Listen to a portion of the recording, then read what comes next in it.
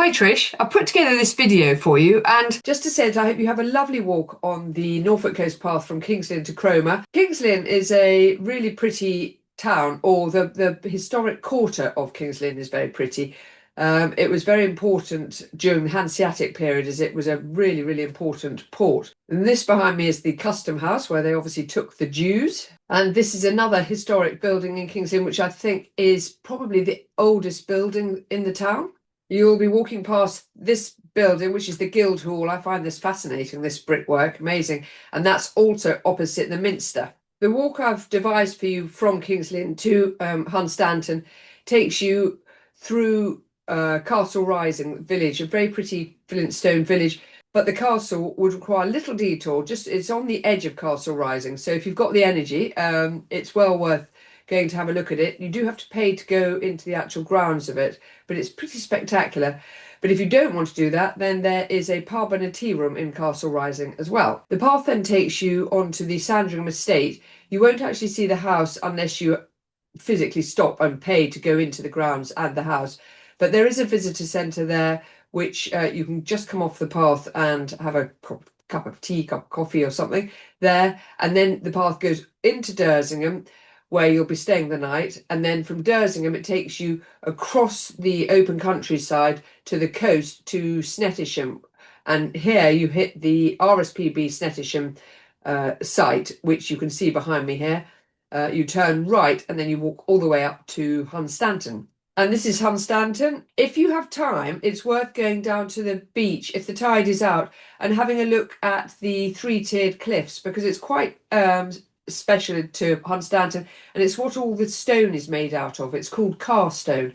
So if you get a chance to do that, that would be well worth it. And from Hunstanton, the path takes you along this wonderful boardwalk, which you can see behind me there. Great views across the swathes of salt marshes and water meadows as you continue on to Brancaster. And there's Burnham Overy Staithe behind me, which is a lovely flintstone village, lovely harbour. And you'll walk along the path, which is just on the edge here, all the way up to the creek to a place called Gun Hill. And one of my favourite bits, Gun Hill, which I've put in the itinerary. This is where the dunes sort of part, and you get this wonderful vista of, just if the tide's out, swathes of golden sands as well. And you head right. You can either walk along the beach. Sometimes it gets a bit tricky to walk, I find, on the sand for too long. Just nip over the dunes and you'll get hard compacted terrain. So either way, you'll get to Holcombe and Wells from here. And this is another favourite of mine. This is Blakeney Harbour, and this is a very pretty flintstone village again. And it takes you onto the sea wall and onto Cley. So I thought I'd show you Cley Beach, and this is the shingle that you have, the 4 miles of shingle walking. But the wildlife on view should be spectacular because it's a Norfolk Wildlife Trust reserve on the right-hand side there. And if the tide is out, you can walk over that way, where you'll find you can walk on the actual sand, hard sand of the where the tide has gone out.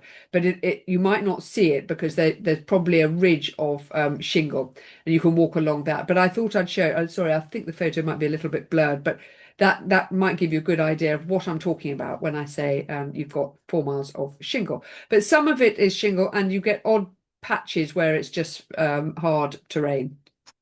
We also have some funny pronunciations of names in Norfolk, and this, as I said, this is Cley Beach, which is Cley, pronounced Cley. And there's Cromer Pier in all its glory, which is where you will end your Norfolk Coast Path walk.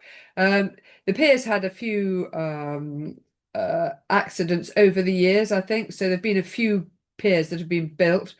So have a wander along it. There's a theatre at the end. You can get a drink at the end, and there's also the lifeboat station at the end as well. So all that's left for me to say is I hope you have a fantastic walk along the Norfolk Coast Path, and the weather holds, and it would be great to hear how you got on your return.